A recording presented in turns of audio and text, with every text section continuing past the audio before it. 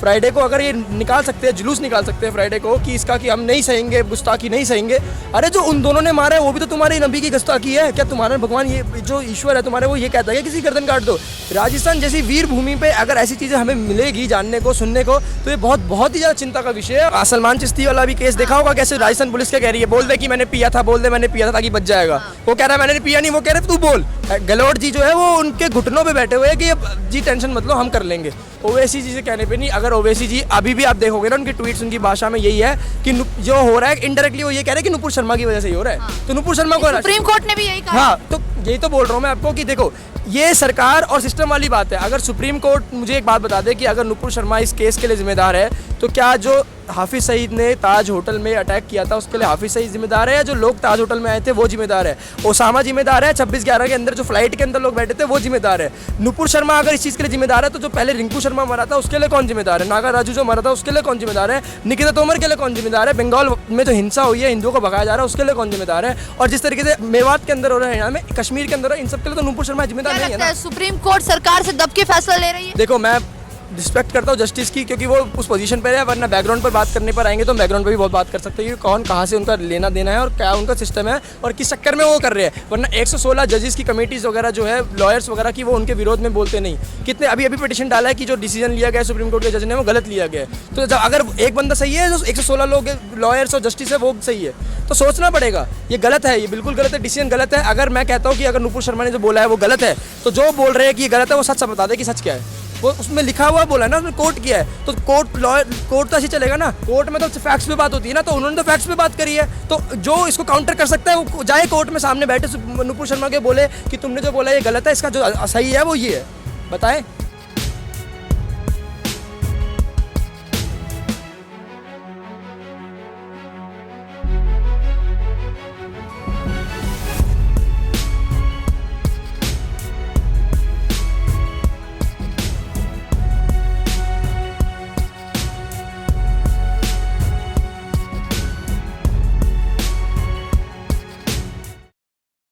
नमस्कार, मैं दिव्या और इस वक्त आप देख रहे हैं झलको दिल्ली। एक युवा एक्टिविस्ट हमारे साथ मौजूद हैं जो कि आज आपको बताएंगे कि जिस तरीके से संकल्प मार्च निकाला गया उस पर इनकी क्या राय है। इनसे जुड़ते हैं और आपको दिखाते हैं। इनका नाम सार्थक है। सार्थक जी, क्या कहेंगे संकल्प मार्च को लेकर आज?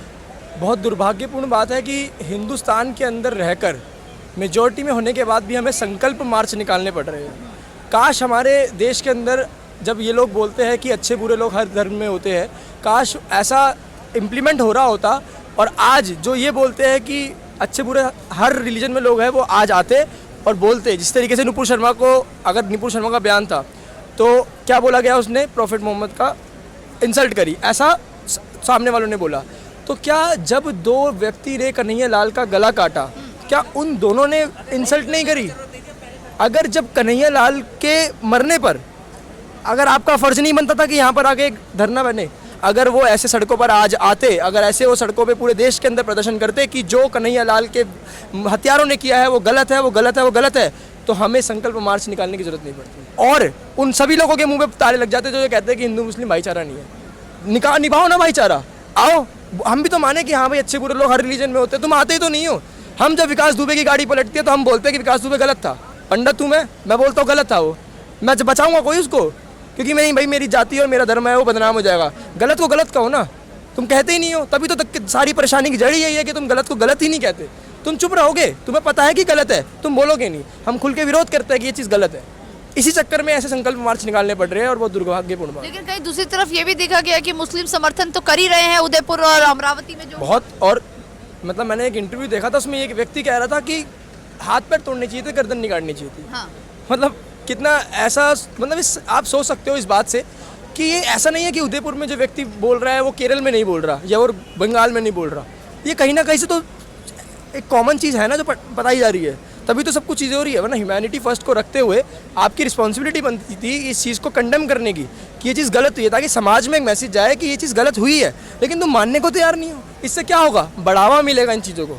तुम सोचो कि वो व्यक्ति दोनों मारकर वीडियो बना रहे हैं, तो वीडियो क्यों बना रहे हैं? मार सकते थे वैसे भी, दहशत फैलाने के लिए। तो ऐसे स्टेटमेंट जो है ये और बढ़ावा देंगे और दहशत फैलाने के लिए करना है। और इसी दहशत को रोकने के लिए, बताने के लिए देश संविधान से चलेगा।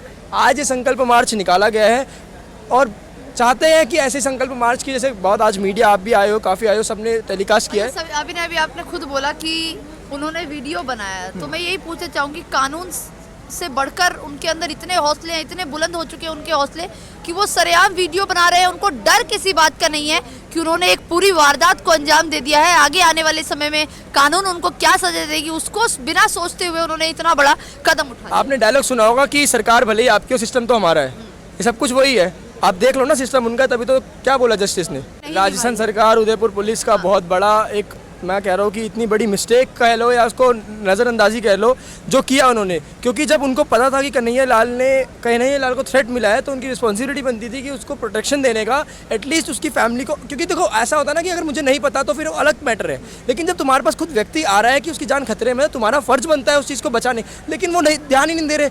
ये राजस्थान के अंदर आप खुद देख सकते हो, पिछले 3 महीने के अंदर कितने केस आ गए हैं।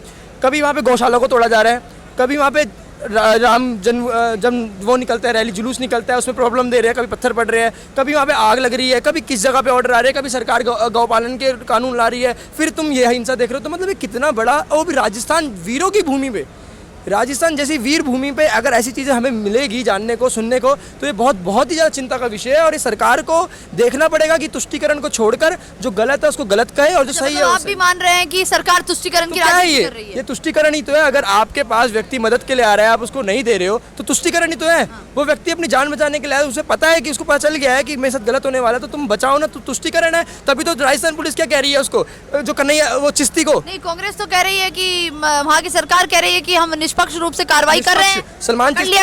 सलमान चिश्ती वाला भी केस देखा होगा कैसे राजस्थान पुलिस क्या कह रही है, बोल दे कि मैंने पिया था, बोल दे मैंने पिया था ताकि बच जाएगा। वो कह रहा है मैंने पिया नहीं, वो कह रहे तू बोल। तो ये तुष्टीकरण भी नहीं है, ये ऐसा लग रहा है कि घुटने पे बैठे हुए हो। गहलोत जी जो है वो उनके घुटनों पे बैठे हुए हैं कि जी टेंशन मत लो, हम कर लेंगे। क्योंकि जो व्यक्ति ने स्टेटमेंट दिया इतना गंदा, वो स्टेटमेंट देने के बाद उसको अरेस्ट किया जा रहा है, सिर्फ इसलिए, अरेस्ट भी इसलिए क्योंकि इस समय उदयपुर जो हिंसा हुई है वो बहुत नज़र में है और सभी देश की नज़र उस तरफ है, इसीलिए उन्होंने अरेस्ट भी किया, वरना अरेस्ट भी नहीं करते सलमान चिश्ती को। और उसके बाद सलमान चिश्ती बोल रहा है कि मैंने नहीं पिया, पुलिस बोल रही है तू बोल ताकि मैं बचा सके। तो तुष्टीकरण तो बहुत अलग छोटा वर्ड हो गया इस चीज़ के लिए, ये तुष्टीकरण भी नहीं है, तुष्टीकरण से भी बड़ी चीज़ है। ऐसा लग रहा है सरकार उनकी गोद में बैठ के, घुटनों में बैठ के चला रही है। हाँ। अच्छा, हिंदू खतरे में बात कही जा रही है कि हिंदू खतरे में, आपको भी लगता है हिंदू खतरे में? देखो, हिंदू खतरे में इसलिए रहता है क्योंकि ना हिंदू, हमारा जो धर्म है ना, वो हमें किसी को ना गले काटना नहीं बताता, और इसी चीज़ को ना लोग लगता है कि हम खतरे में हैं। देखो खतरे में, देखो अगर भारत जैसे देश के अंदर हम खतरे में रहेंगे तो फिर हम तो ये तो लोगों को समझना चाहिए, हिंदू खतरे में है, क्यों शब्दों का इस्तेमाल किया जा रहा है ऐसे? अरे एक बात बताओ, जब कन्हैया लाल को उदयपुर के अंदर खुले में घुसकर गर्दन काट दी जाएगी, अगर उमेश कोले की गर्दन काट दी जाएगी, उसके मित्र उसकी वो करवा देंगे, जब ऐसे हर दिन केस आएंगे तो हिंदू खतरे में तो होगा। मैं कह रहा हूँ कि मेरे को डर लगता है अब। अगर मुझे अब डर क्यों लगता है, क्योंकि भाई मैं देखता हूँ कि मैं सामान किससे खरीद रहा हूँ, मुझे डर लगता है कि मुझे नहीं पता ना भाई, क्योंकि इसीलिए खतरा तो बना है। खतरा बनाने की जरूरत, मैंने आपको अभी शुरुआत में बोला कि अगर गलत को गलत बोलने वाले सड़क पर आ गए जिस दिन, उस दिन सब खतरा, सब संकल्प, ये सब कुछ बंद हो जाएगा, कोई जरूरत ही नहीं पड़ेगी। जो अच्छे हैं वो गलत वाले को बोले कि गलत है, तो मुद्दा ही खत्म है सारा।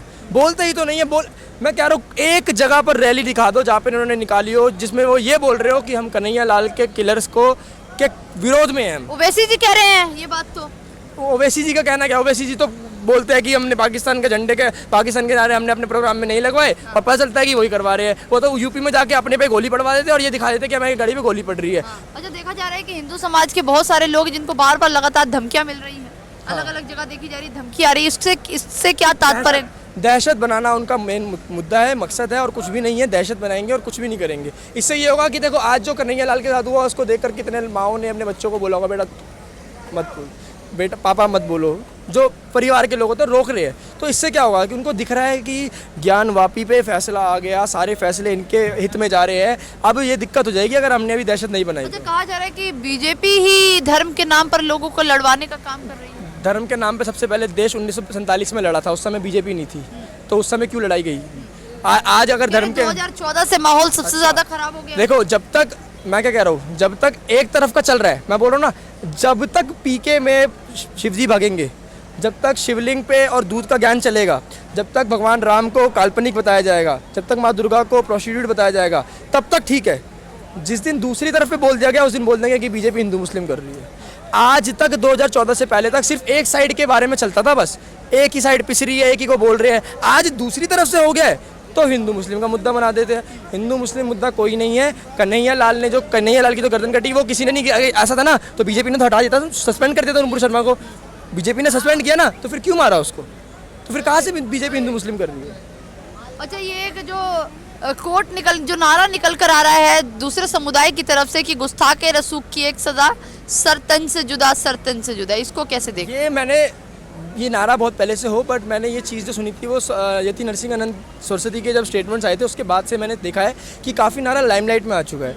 और ये जो नारा देखो जो उन्होंने बनाया उसका सबको समझ आ रहा है कि वो क्या है, कि वो डिसरिस्पेक्ट नहीं सहन करेंगे। और हम सोचो आए दिन मैं देखता हूँ ना सोशल मीडिया पे इस नारे से मुस्लिम समाज को जागरूक कर रहे हैं वो कहीं हाँ, और भड़काने की जागरूक नहीं है। जागरूक करना होता है कि हम जागरूक हम करते हैं। हम बोलते हैं कि हमने क्या बोला कि संविधान से चलेगा। हम बोल रहे हैं संविधान से चलेगा। हम कह रहे हैं कि सर्वधर्म सर्वोपरि। वो भड़का रहे हैं। ये जो नारा है ये भड़काऊ नारा है, ना कि जागरूक करने का नारा है। और ये जिस तरीके की किलिंग्स की वीडियो बनाई जा रही है, सेम प्रोसेस ISIS अलकायदा का प्रोसेस है कि बनाओ, मारो, वीडियो बनाओ और वायरल करो ताकि लोगों के अंदर दहशत फैले। और ये वही प्रोसेस है। ये डर है। और कहीं आप मानो या ना मानो, हम अभी दिल्ली के अंदर है, लेकिन अगर आप जाओगे केरल के अंदर तो आपको ये चीज़ महसूस भी होगी कि किस तरीके से केरल में हो रहा है। PFI की रिक्रूटमेंट्स होती है ओपनली, पर्चे लगते हैं वहाँ पे कि आओ PFI ज्वाइन करो। मजाक बात नहीं है। योगी आदित्यनाथ को लठ मार के भगाते हुए दिखाया जाता है। वहाँ पे आज भी अफगानिस्तान के अंदर एक व्यक्ति, मतलब महिला पुरुष साथ में पढ़ाई करते हैं, लेकिन केरल के अंदर आप देखोगे तो बीच में पर्दा लगाते हैं कि इस तरफ बैठेंगे जेंट्स और इस तरफ बैठेंगे महिला। अफगानिस्तान से भी बुरा हाल केरल का किया हुआ है। और केरल के अंदर जिस तरीके से सबसे ज़्यादा इंडिया के अंदर जितने भी PFI की रिक्रूटमेंट्स हो रही है, जितना भी एंटी नेशनल जो मटीरियल निकल रहा है, वो सारा केरल और बंगाल से निकल रहा है। अच्छा, क्या लगता है कि आज जो पूरा संकल्प मार्च निकाला गया हिंदू समाज की ओर से, इससे क्या बदलाव होगा?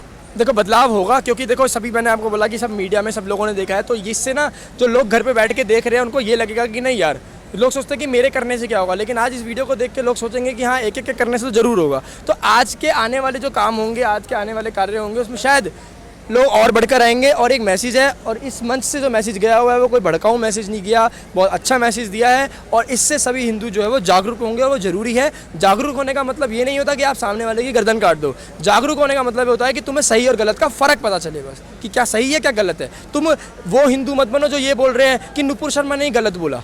तुम वो हिंदू मत बनो जो ये बोलते हैं कि यार ठीक है हिंदू आतंकवादी, ये राम बोलने वाले जो होते हैं सारे आतंकवादी होते हैं। तुम वो हिंदू मत बनो कि नवरात्र के टाइम पे एक तरफ तुम रेप विक्टिम का फ़ोटो बना लो और एक तरफ तुम माँ दुर्गा की फ़ोटो बना के ये मैसेज बोलो कि 9 दिन भगवान माता को पूजते हैं, बाकी दिन तो रेप करते हैं। तो ऐसे वाले हिंदू बनने से रोकने के लिए ये संकल्प मार्च है। तो ये थे सार्थक हमारे साथ। आपने सुना कि किस तरीके से उन्होंने बताया कि हिंदू खतरे में नहीं है, लेकिन लोगों को जागरूक होने की ज़रूरत है। अब इस वीडियो पर आपकी जो राय है कमेंट बॉक्स में ज़रूर दीजिएगा। कैमरा पर्सन सुमित के साथ मैं दिव्या, झलको दिल्ली।